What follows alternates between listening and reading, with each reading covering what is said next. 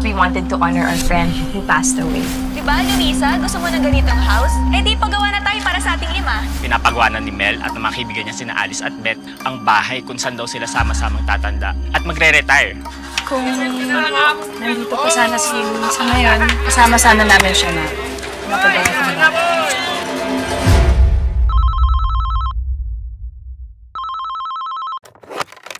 Morning. Sino to? Si Edong to, yung una mong pinakulong. The past. 14 years ago, dito raw sa street na to, nakita si Luisa Soria ng mga kaibigan niya. Patay. Laslas ang leeg. Always has a way of haunting us. May naisip ba kayo na pwedeng gumawa nito sa kanya? Yung suot na nung araw na yun, hindi yung suot ang lalaking pumatay kay Luisa. Ang itinurong may kasalanan. Sabihin na natin na si Edo ang nakita natin pumatay kay Luisa. Biktima ng kasinungalingan. Nakabuo na kayo ng sarili niyong buhay.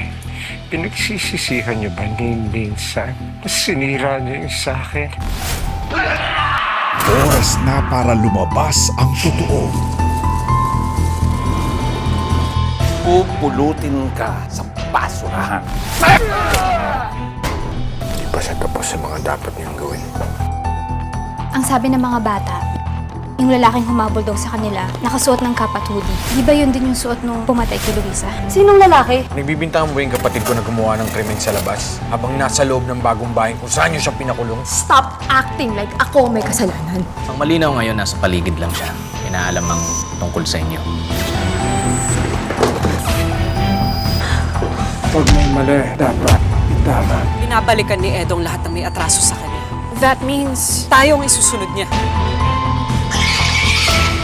Dapat ako. It's time to unearth the truth. Papayag na may susunod pa sa akin. Ito ba yung gusto niya? Is he gonna mess with our heads bago niya tayo patayin lahat? Ikaw ang susunod.